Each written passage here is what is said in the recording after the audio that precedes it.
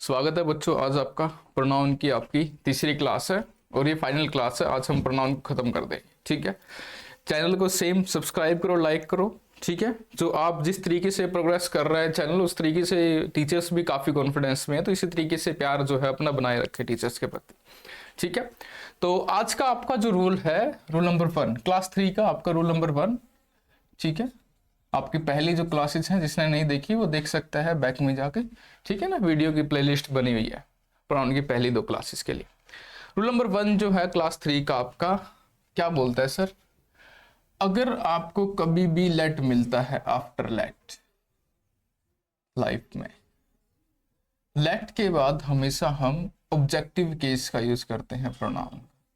ये आपको ऑलरेडी पता है, प्रोनाउन के आपके 2 केस होते हैं, एक सब्जेक्टिव केस, दूसरा आपका कौन सा? Objective case. तो लेट के बाद हमेशा कौन से केस का यूज करते हैं हम? ऑब्जेक्टिव केस का यूज करते हैं, ठीक है। एग्जाम्पल लिखते हैं सर, एक बार देखते हैं एग्जाम्पल लिखने के बाद। जैसे माने, चलो मैंने लिखा यहाँ पे लेट्स गो फॉर वॉकिंग, और एक और एग्जाम्पल मैंने यहाँ पे लिखता हूं, मैंने लिखा यहाँ पे let we go for walking, ठीक है। अब देखो समझना कैसे आपने यहां पे ये सेंटेंस देखो ध्यान से कि आपने लेट अस सुना हुआ है या लेट वी सुना हुआ है। ऑफ कोर्स आपको पता है, अगर आप नॉर्मल लाइफ में भी यूज करते हैं तो हम किसका यूज करते हैं? लेट अस का यूज करते हैं, ना कि हम लेट वी का यूज करते। तो यहाँ पे लेट जो अस वाला है कि ये वाला केस आपका सही हो जाएगा, लेट के साथ जो वी है ये आपका क्या हो जाएगा? गलत हो जाएगा, ठीक है। तो सुने हुए चीजों में भी जाना है। अगर आपने ये चीज सुनी हुई है, लेट अस बार बार सुना हुआ है, ना कि आपने लेट वी सुना हुआ, तो ऑफकोर्स आपको मिलेगा कि अगर हम लेट के बाद अस का यूज कर रहे हैं तो अस जो है वो वी का कौन सा केस है? ऑब्जेक्टिव केस है। तो इसमें याद करने वाली कोई बात है नहीं एक्चुअली इस रूल में, ठीक है। एक एग्जाम्पल और लिख लेते हैं। जैसे मान के चलो मैंने लिखा लेट आई हेल्प यू, ठीक है। एक एग्जाम्पल और हमने लिखा लेट आई हेल्प यू। तो लेट के बाद आपको पता है ऑब्जेक्टिव केस आता है, तो ये लेट लिखा हुआ है, इसके बाद आई को चेक करो, आई जो है आपका कौन सा केस लिखा हुआ है? नॉमिनेटिव केस लिखा है, तो इसके साथ क्या आएगा? मी आएगा। तो आपका जो आज का पहला रोल था वो ये था कि लेट अगर आपको कभी भी मिलता है तो उसके बाद हम कौन से केस का यूज करते हैं? ऑब्जेक्टिव केस का यूज करते हैं, ना कि हम सब्जेक्टिव केस का यूज करेंगे। अगर उसके बाद आपको सब्जेक्टिव केस मिलता है तो वो क्या हो जाएगा? गलत हो जाएगा, ठीक है। बिल्कुल सिंपल बेसिक रूल था। और आपको पता भी है कि आपने लेट अस सुना हुआ है, लेट अस को ही सुन के बस लेट अस को रिटेन करना है, रूल को भी रिटेन करने की जरूरत नहीं है, रूल याद रखने की जरूरत भी नहीं है। लेट अस अगर आपको याद हो तो लेट के बाद आपको पता अस का यूज कर रहे हो बार बार, तो उसका मेन रीजन ये है कि लेट के बाद आप वी का यूज ना करके अस का यूज करने का मतलब वही है सेम, ठीक है। तो लेट अस को ध्यान रखना है। उसके बाद आप देखोगे लेट आई सेम अगर अस लगा रहा है तो यहाँ पे भी कौन सा केस आएगा? ऑब्जेक्टिव केस आएगा। तो हम किसका यूज करेंगे?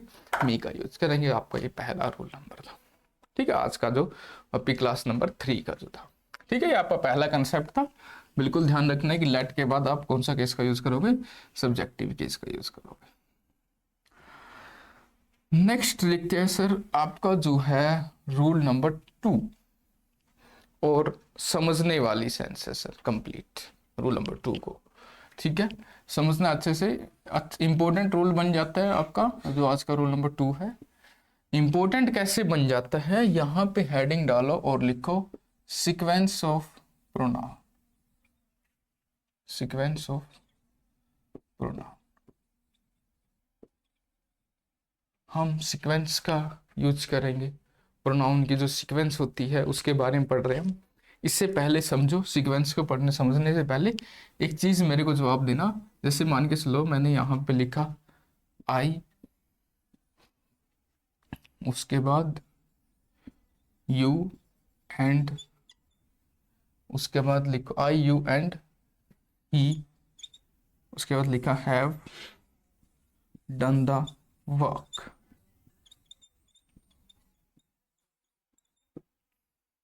ठीक है। Have done the work. एक और एग्जाम्पल मैं यहाँ पे लिख लेता हूँ, एक एग्जाम्पल ये लिख दिया मैंने। उसके बाद मैंने लिखा यू आई एंड ही, उसके बाद हैव डन द वर्क।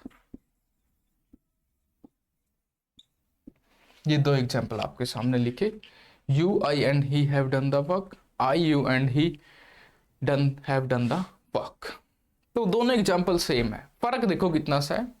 यहां पे मैंने यू को पहले नंबर पे लिख दिया और यहां पे यू कौन से नंबर पे है, दूसरे नंबर पे, ठीक है। उसके बाद देखो, उसके बाद आई अगर आप देखोगे यहाँ पे दूसरे नंबर पे, आई यहाँ पे कौन से नंबर पे है, पहले नंबर पे है। सेंटेंस दोनों सेम है, फर्क इतना सा है कि यहाँ पे जो सीक्वेंस है प्रोनाउन का वो अलग अलग है, सेम नहीं है सीक्वेंस, अलग अलग हमें सीक्वेंस का यूज करा गया। अब यहाँ पे आपको एक बात बतानी है कि क्या ये एग्जाम्पल सही है या ये एग्जाम्पल सही है, ये बताना आपको, ठीक है, क्लियर। तो अगर आप देखोगे कि सर क्या इसको लेके भी उन्होंने रूल बनाया, हो सकता था वो रूल नहीं बनाते, वो ऐसे बोल देते कि कोई भी ऑर्डर में लिखो प्रोनाउन को वो सही ऑर्डर होता है, बट ऐसा नहीं हुआ। उन्होंने इसको लेके भी एक रूल बनाया गया कि अब ऐसे नहीं कि कुछ भी ऑर्डर आप नहीं लिख सकते, ठीक है, ऐसा पॉसिबल नहीं है। अब ये दोनों एग्जाम्पल आपके सामने लिखे, अगर अब इनको आपको बताना है कि कौन सा सही है कौन सा गलत है, इससे पहले हम इसका कंसेप्ट सीखते हैं, ठीक है। पहली जो चीज है सर, आपकी जो टोटल प्रोनाउन होती है आपको पता है उसको अलग अलग पोजिशन में बांटा गया है। जैसे मान के चलो कि मैंने यहाँ पे लिखा फर्स्ट पर्सन, सेकंड पर्सन और कौन सा आपका थर्ड पर्सन। आपकी जितनी भी टोटल प्रोनाउन है उनको पर्सन के बेस पे बांटा गया है, और हर प्रोनाउन आपके जैसे होता है फर्स्ट पर्सन, सेकंड पर्सन और कौन सा थर्ड पर्सन। फर्स्ट पर्सन में आपका कौन सा आता है, अगर मैं बेसिक की बात करूं आई और कौन सा वी, सेकंड पर्सन आपका कौन सा आता है यू, और थर्ड पर्सन की अगर मैं बात करूं तो कौन सा बच गया आपका ही, सी, उसके बाद इट और दे की बात करूं, और कोई प्रॉपर जो नाम होता है उसको हम किसे बोलते हैं, प्रॉपर जो नेम होता है उसको भी हम किस में लेके आते हैं, थर्ड पर्सन में लेके आते हैं, ठीक है। इस चीज को समझने के लिए पहले हमें यहाँ पे पर्सन का आइडिया होना चाहिए, पर्सन का रोल आएंगे समझिए आगे चल के कि पर्सन का क्या रोल है, ठीक है। यहां तक बताओ, क्लियर है सबको।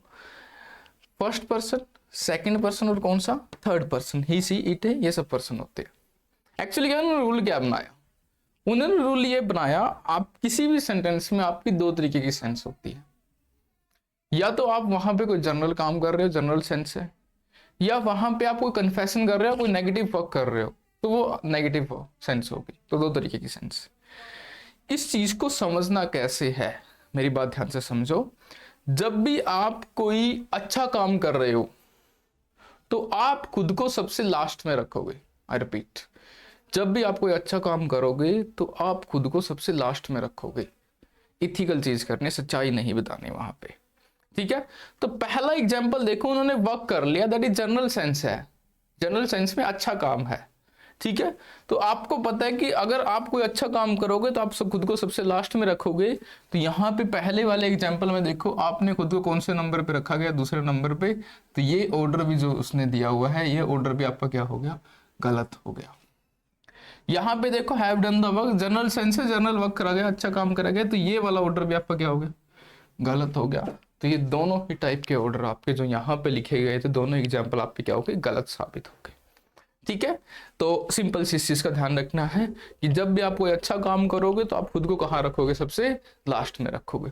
इसको इस तरीके से समझते हैं हम, एक बार ये नोट डाउन कर लेना, इसको हम रब कर देंगे, इस चीज को समझेंगे एक बार अच्छे से ताकि क्लियर रहे आपको माइंड में, ठीक है ना। फर्स्ट पर्सन सेकंड पर्सन की आपको नॉलेज होनी चाहिए थोड़ी सी, तभी मैंने इन चीजों को पहले ही बता दिया यहाँ पे।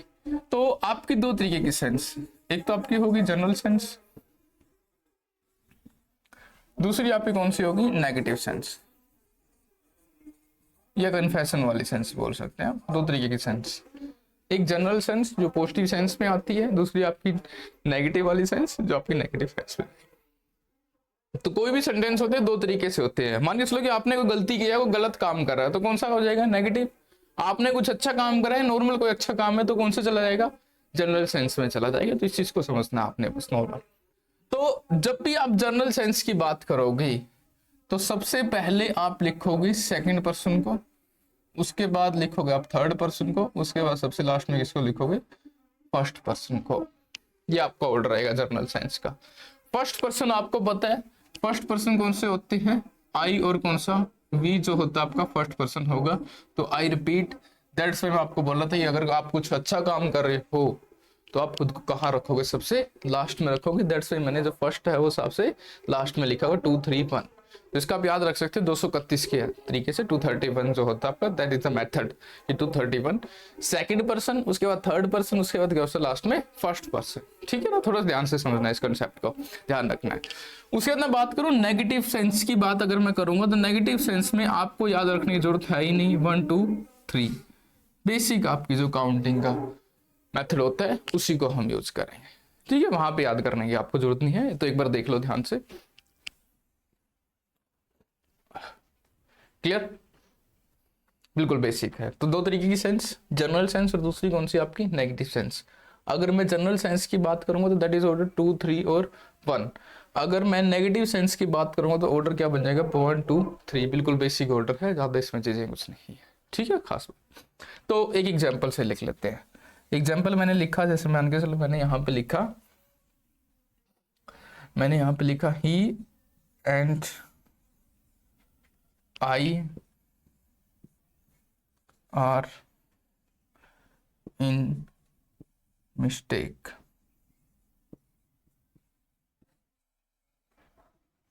ही and I are in mistake. तो यहां पे देखो, ये जो ही है आपका कौन सा पर्सन है, थर्ड पर्सन है। आई आपका कौन सा पर्सन है, फर्स्ट पर्सन है। ठीक है, मिस्टेक्स में है, मिस्टेक में है, तो ये जो सेंस दे रहा है वो कैसी सेंस देगा आपको, नेगेटिव सेंस देगा ऑफ कोर्स। अगर ये नेगेटिव सेंस देगा तो आपको पता ही किसी भी नेगेटिव वाले में आप खुद को कहाँ रखते हो, सबसे आगे रखते हो। तो यहाँ से लेके यहाँ तक जो सेंटेंस का ऑर्डर लिखा हुआ ये गलत हो जाएगा। इसको सही तरीके से कैसे लिखोगे, आई एंड ही, ये आपका सही ऑर्डर बन गया। ठीक है, सही ऑर्डर। उसको बना सकते हो साइड वाले को, साइड वाले को ट्राई करें बना के, एक बार देखें कि इनमें से दोनों ही गलत है ये, तो सही ऑर्डर क्या होता। देखते हैं इस चीज को, ऊपर वाले से स्टार्ट करते हैं। यहां पे लिखा हुआ है हैव डन द वर्क, तो ये जो सेंस है वो कौन सा सेंस है, पॉजिटिव सेंस है सर। पॉजिटिव सेंस की बात हो रही है, पहली चीज अगर पॉजिटिव सेंस की बात हो रही है तो ऑर्डर आपका होना चाहिए कौन सा, 231। 231 समझते हो, 231 का मतलब अब यहाँ पे देखो, ये जो प्रोनाउन लिखे कौन सा, ये आपका कौन सा है, टू, और ये आई कौन सा पर्सन होता है, फर्स्ट, और ये ही कौन सा पर्सन होता है, थर्ड। तो जो रूल बन रहा है वो कौन सा बन रहा है, 213 बन रहा है। इसको हमें लिखना है 231 में।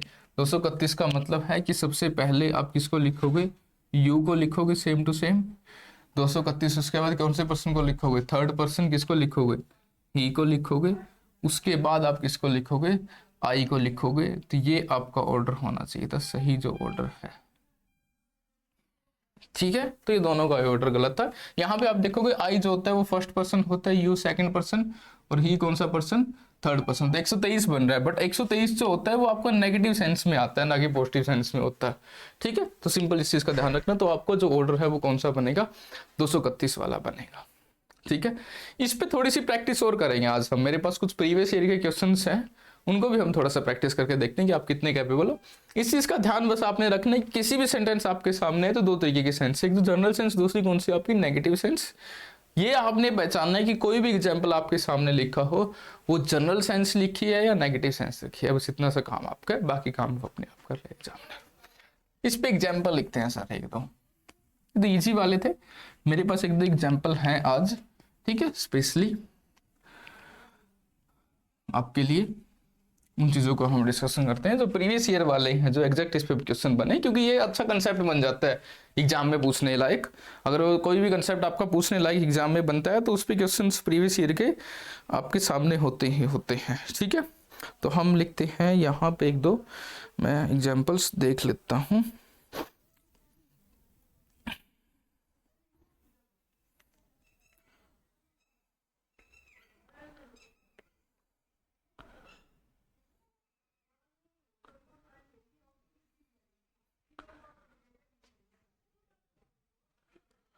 लिखो एग्जाम्पल लिखते हैं, लिखा मैंने I and you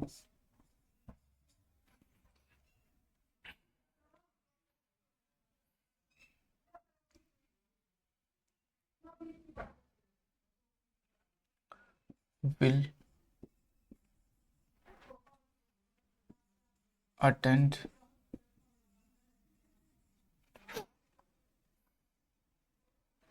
her wedding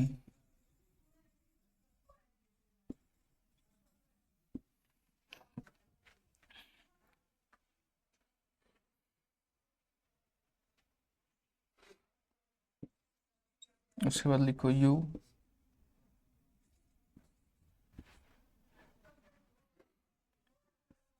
he and I will be punished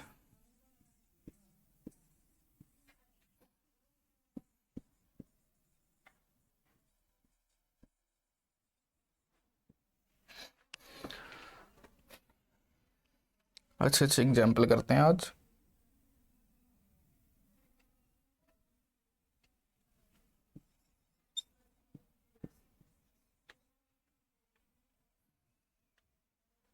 he and you will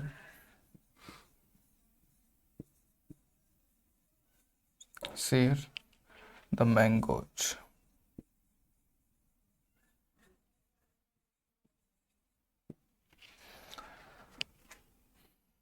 अगर आप अच्छे से नोट्स बनाओगे सर तो ये मेरा वादा है कि इसमें से कुछ नहीं रहेगा, छूटेगा कुछ नहीं आपका, ठीक है ना। किसी भी लेवल तक का आपको बनाने क्वेश्चन पूछे हम कुछ नहीं छोड़ेंगे, बट नोट्स ऐसे अगर आप पढ़ोगे ऐसे पढ़ाई हो ही नहीं सकती। आप हमेशा नोट्स बनाया करो, कॉन्सेप्ट्स को देखा करो, समझा करो, बाद में आप पे काम आएंगे वो चीज़ें, ठीक है ना। तो ये कुछ अच्छे एग्जाम्पल्स थे जिनको अपने सोल्व करना है।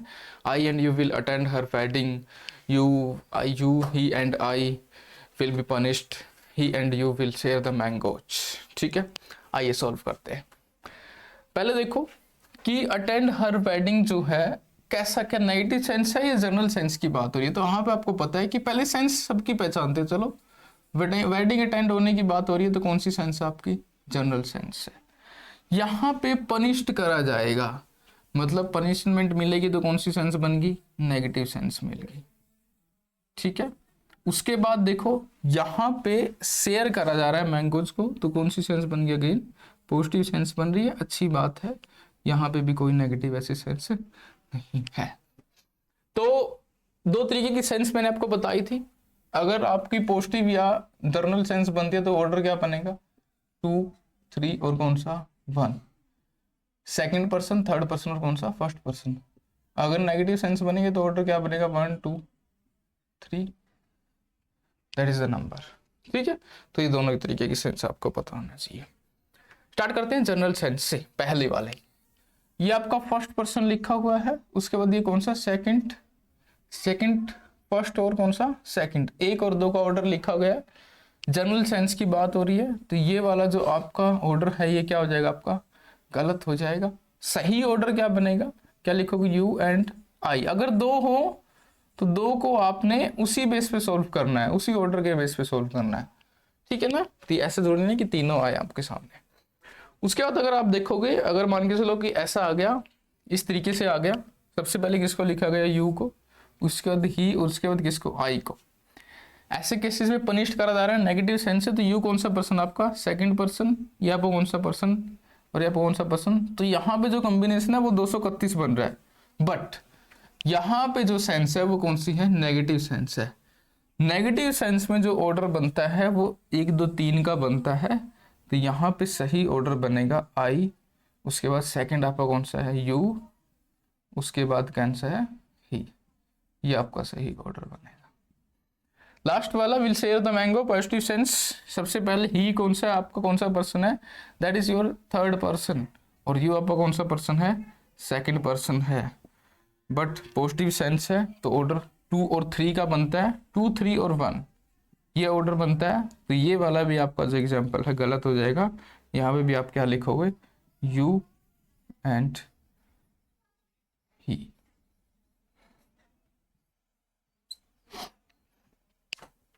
ठीक है, तो इस तरीके से सोल्व करते चलोगे, बिल्कुल इजी चीजें हैं, ज्यादा कुछ डिफिकल्ट नहीं है। इसमें हमने 2-3 एग्जाम्पल के पैटर्न भी कर ली जो आप पे काम के थे।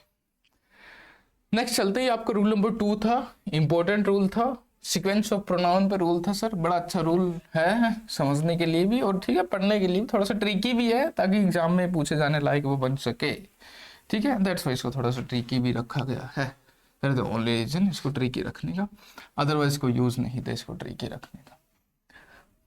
नेक्स्ट चलते हैं सर, रूल नंबर 2 आपका हो गया। नेक्स्ट चलते हैं आपका रूल नंबर 3 पे। ठीक है, रूल नंबर 3 यहाँ पे लिखो। ठीक है, पहला रूल नंबर आपका लेट के बेस पे था, दूसरा हमने रूल कौन सा करा आपका, सिंपल बिल्कुल बेसिक रूल था आपका, किस पे बेस पे था, हमने सीक्वेंस ऑफ प्रोनाउन के बेस पे पढ़ा।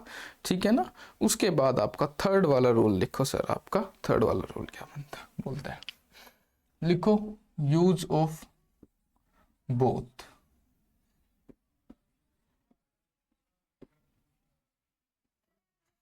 अलग अलग जो कंसेप्ट है आप अलग अलग जगह पढ़ सकते हो, इसको आप सब्जेक्ट ऑफ एग्रीमेंट में भी और यहाँ पे भी इस चीज़ को थोड़ा सा रिवाइंड कर सकते हो, ऐसा कोई प्रॉब्लम नहीं है चीज़ों को पढ़ने में। तो यूज ऑफ बोथ में लिखो फर्स्ट जो चीज़ इंपॉर्टेंट है, इसके साथ यूज ऑफ बोथ के साथ अगर आप एंड लिखा हो, आप यूज भी ऑफकोर्स एंड का ही करोगे। यहाँ पे दिक्कत क्या करता है एग्जामिनर, अगर यहाँ पे एज वेल एज लिखा हो, ये आपका गलत हो जाएगा। एज वेल एज अगर वहां पे लिखा हो तो ये एज वेल एज आपका क्या हो जाएगा, गलत हो जाएगा। कुछ एग्जाम्पल लिख लेते हैं। और तीसरी इंपॉर्टेंट चीज यहां पे लिख लेंगे, negative is avoided.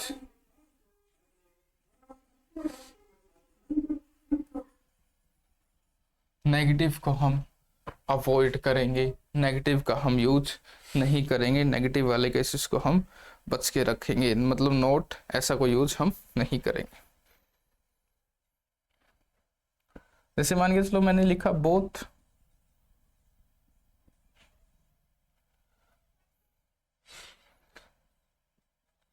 Teacher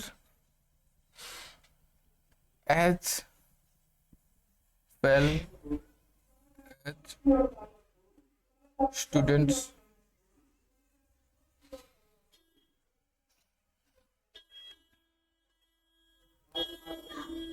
are going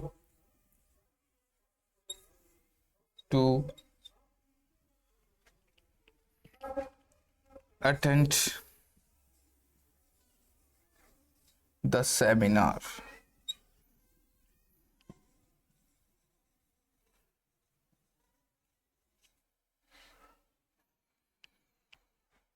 ठीक है, are going to attend the seminar.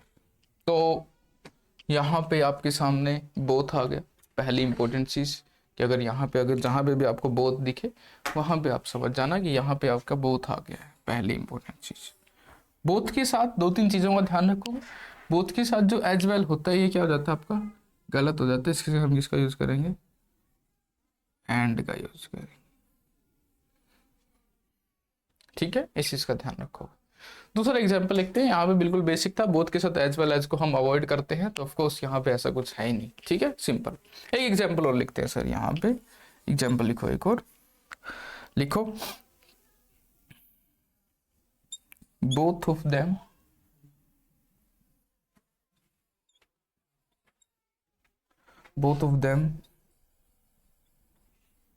Are not going there.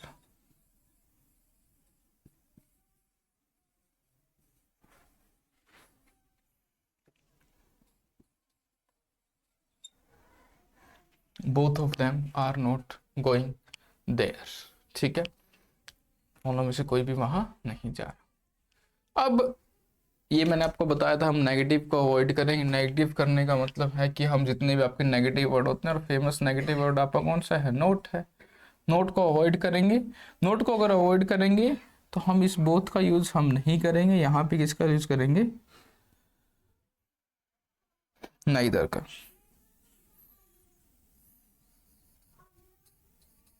अगर यहाँ पे हम नीदर का यूज करेंगे तो यहाँ से हमें इस नोट को हटाना पड़ जाएगा। हम इस नोट को हटा देंगे कि नीदर में ही नोट छुपा हुआ है, तो वहां पे सुपर क्लोज हो जाएगा। ठीक है, तो ये दोनों का ध्यान रखोगे आप। नेगेटिव को एक्चुअली क्या एग्जाम में आपको करेक्शन करना होता है, ये नहीं करना होता कि आपको क्या करना चाहिए वहां पे, ऐसा नहीं होता कि आप क्या आना चाहिए उसकी जगह, तो ऐसा नहीं होता, करेक्शन करके आना होता है कि ये आएगा। ठीक है, तो बेसिक रूल था बिल्कुल बोथ के वाला। एंड को हमने यूज करना है, एज वेल एज को हम यूज नहीं करेंगे, गलत हो जाएगा। नेगेटिव को भी हम अवॉइड करते चलेंगे।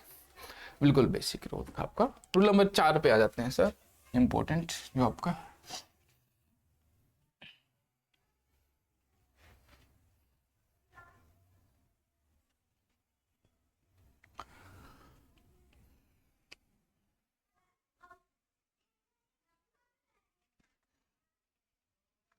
Rule number 4।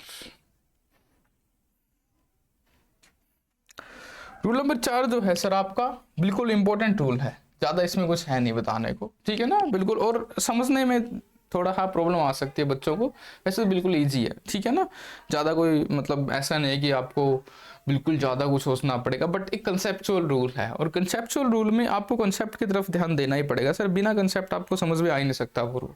ठीक है ना, तो कंसेप्ट के साथ ही उस चीज को पढ़ने की ट्राई करना, बिना कंसेप्ट के आप उस चीज को पढ़ने की ट्राई मत करना। ठीक है, तो कंसेप्ट क्या बनता है, कंसेप्ट देख लेते हैं पहले। ठीक है, देखो सर कंसेप्ट क्या है।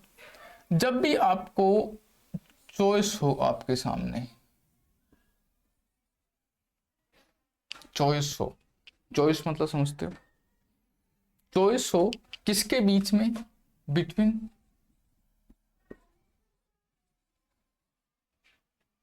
टू और मोर देन टू। चॉइस हो आपके सामने दो या दो से ज्यादा लोगों के बीच में हो, और दूसरी इंपॉर्टेंट चीज, वो हो सकता है पर्सन हो सकता है वो पर्सन हो, और हो सकता है वो क्या हो, थिंग्स हो सकता है वो पर्सन हो, और हो सकता है वो जो चॉइस हो आपको वो किसके बीच में मिले, थिंग्स के बीच में मिले।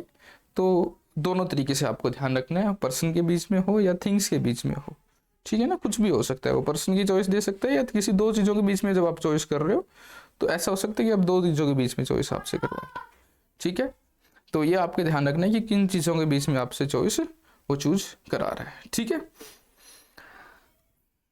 तो चॉइस आए दो पर्सन के बीच में, या दो थिंग्स, दो से ज्यादा थिंग्स या पर्सन हो, ऐसे केस में आप यूज करोगे सर विच का। ये ऐसे केसेस में क्या होता है, हूं का जो यूज है वो क्या हो जाता है, गलत हो जाता है। मतलब आप हूं को रिप्लेस करो किसके साथ, विच के साथ रिप्लेस करोगे। सिंपल चीजें होता है, बेसिक एग्जाम्पल से स्टार्ट देखते हैं कि कैसे हम करेंगे, चॉइस का कैसे पता लगेगा। और ये चॉइस आपको पता लगानी पड़ेगी, हर चीजें नहीं होगी एग्जाम आपको लिख के देगा, आपको खुद से पता लगानी पड़ेगी। जैसे मान के चलो मैंने यहाँ पे लिखा of the two sisters,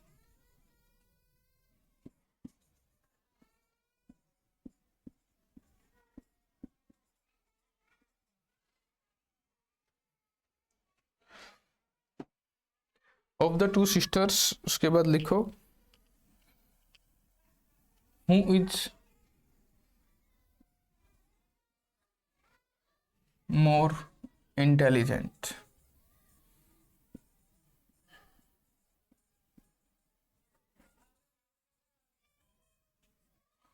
of the two sister who is more intelligent, तो दो सिस्टर के बीच में चॉइस हो रही है कि कौन ज्यादा इंटेलिजेंट है। ठीक है ना, तो वहां पे आपके पास फिर से चॉइस मिल गई दो सिस्टर्स के बीच में। तो ऑफकोर्स ऐसे केसेस में जहां पे आपको चॉइस मिले, वहां पे आपका कंसेप्ट बेसिक रहता है कि हूं का हम यूज नहीं करेंगे, वहां पे हम किसका यूज करेंगे, विच का यूज करेंगे। बिल्कुल बेसिक चीज है सर, ज्यादा इसमें कुछ है नहीं करने। ठीक है, एक एग्जाम्पल और लिख लेते हैं हम इसी तरीके से। एग्जाम्पल्स आप एक दो एग्जाम्पल होंगे तो और अच्छा हो जाएगा वो चीज को समझना। ठीक है,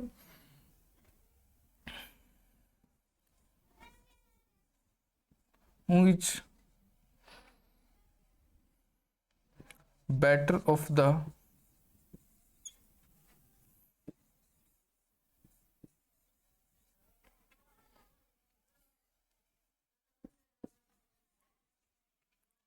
two dancers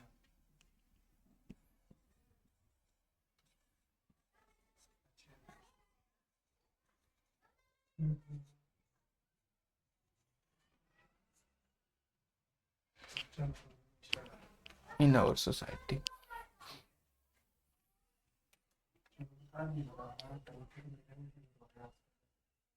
बेसिक हूँ का यूज हम नहीं करेंगे, चॉइस है यहाँ पे कि दो डांसर के बीच में है तो हम किसका यूज करेंगे, विच का यूज करेंगे। बेसिक चीज है, ठीक है। तो ये आपका बड़ा ही अच्छा रोल था। चॉइस की बात हो, जहाँ पे आपके पास चॉइस हो उस केस में ध्यान रखना है, दो या दो से ज्यादा लोग, पर्सन हो या थिंग्स हो, व्हाटएवर, उस केस में आप ध्यान रखोगे, आप विच को प्रेफर करोगे, हूँ को हम क्या कर देंगे, गलत मानते हुए चले, ठीक है। तो आपके बिल्कुल बेसिक रूल थे इसका जिक्र, ठीक है। बाकी हम डिस्कस करेंगे सर नेक्स्ट क्लास में, ठीक है। चैनल को सब्सक्राइब करना, लाइक करना। आज बड़े ही धमाकेदार रूल थे, इनको अच्छे से नोट डाउन कर लेना, ठीक है। चलो नेक्स्ट क्लास में मिलते हैं फिर बच्चों। क्लास का, हाँ क्लास का सबसे इंपॉर्टेंट है आपका क्लास का टाइम। आपकी जो क्लास है वो 9 बजे होगी, ठीक है। इंग्लिश की जो क्लासेस हैं आपकी, हाँ तो एक चीज़ का ध्यान रखना, मैं आपको थोड़ा सा टाइम टेबल डिस्कस कर ही देता हूँ यहाँ पे, ठीक है ना। इम्पोर्टेंट जो इन्फॉर्मेशन है, ताकि आप मतलब इधर उधर ना भटके। तो जो 7 बजे है आपकी, 7 बजे जो आपकी क्लास होगी सर, वो आपकी होगी जीके और जीएस की, ठीक है। जीके और जीएस आपके कुशल पाल सर, आपके फेवरेट जो सर है, जीके जीएस के बड़े धमाकेदार टीचर हैं, ठीक है ना। तारीफ के लायक है सर टीचर, बड़े अच्छे कंसेप्चुअल और जो उनका तरीका है, वे ऑफ टीचिंग, बड़ा अच्छा जबरदस्त तरीका है। उसके बाद आपके आते हैं 8 बजे। 8 बजे से सर आपकी क्लास होगी, वो आपकी होगी मैथ्स की, गोल्डी सर जो है, ठीक है। बड़ा अच्छा तरीका है उनका, भी तरीका बड़ा अच्छा है मैथ्स को लेके और कैलकुलेशन को लेके, खासकर बहुत ज़्यादा मतलब वो रहते हैं, ठीक है ना। और सबसे अच्छी बात है कि ग्राउंड लेवल से बेसिक तरीके से मैथ कराने की उनकी ट्राई रहती है। जो बच्चे थोड़े से वीक हैं मैथ में, उनके लिए बड़ी हेल्पफुल क्लास होती है उनकी, ठीक है। और 9 बजे तो आपको पता ही है, 9 बजे जो है आपकी क्लास होगी इंग्लिश की। इंग्लिश की जो क्लास है आपकी, वो आपको पता ही है, लव सर लेते हैं, ठीक है ना। बड़े अच्छे धमाकेदार टीचर हैं वो भी, आप तो तारीफ करोगे नहीं, मैं खुद ही तारीफ कर लेता हूँ, ठीक है ना। तो बिल्कुल बेसिक तरीके से हम ट्राई करते हैं। तो आपका ये टाइम टेबल रहेगा, 7 बजे आपका जीके जीएस, 8 बजे आपका मैथ, और 9 बजे जो आपका कौन सी क्लास रहेगी, इंग्लिश की क्लास रहेगी आपका, ठीक है। चैनल को सब्सक्राइब करो और लाइक करो, ठीक है। हाँ तो और एक और बात, जो आपकी क्लासेस है सर, ये क्लासेस आपके हेल्पफुल रहेंगे आपके जो रेलवे के एग्जाम्स हैं, ठीक है। रेलवे के जितने भी एग्जाम्स, अभी रेलवे ने एक प्रॉपर अपना टाइम टेबल बता दिया, तो रेलवे वैकेंसीज अब आएंगी, पहले नहीं आ रही थी, प्रॉपर तरीका नहीं था। इसके बाद उन्होंने जो मतलब सेट करा है अभी, जो कहने आए, जो बाकी सब नोटिस उन्होंने निकाले, तो एक फिक्स पैटर्न में रेलवे में भी जो वैकेंसीज आपकी आएंगी। उसके बाद आपकी अभी हरियाणा पुलिस का आ रहा है कांस्टेबल का एग्जाम, ठीक है। हरियाणा पुलिस में आपको बहुत हेल्पफुल होंगी। और जितने भी आपके एसएससी के एग्जाम्स है सर, अभी सीएचएसएल होगा, एमटीएस होगा, सीजीएल आएगा, अभी जितने भी आपके एग्जाम्स हैं उनमें बड़ी हेल्पफुल क्लासेस होगी आपकी, ठीक है। तो एक विनती भी है कि आप चैनल को सब्सक्राइब करो, लाइक करो, ठीक है। जितना हो सके शेयर करो बच्चों को, ठीक है ना। शेयर करने से क्या होता है, क्लासेस रेगुलर लेने में और कॉन्फिडेंस आता है टीचर्स को, ठीक है। और आपके पास वैसे भी बड़े धमाकेदार टीचर हैं, एक अच्छी टीम है, ठीक है। वो हेल्प करेगी आपको अपना टारगेट अचीव करने के लिए 2024 में, ठीक है। ओके, आज के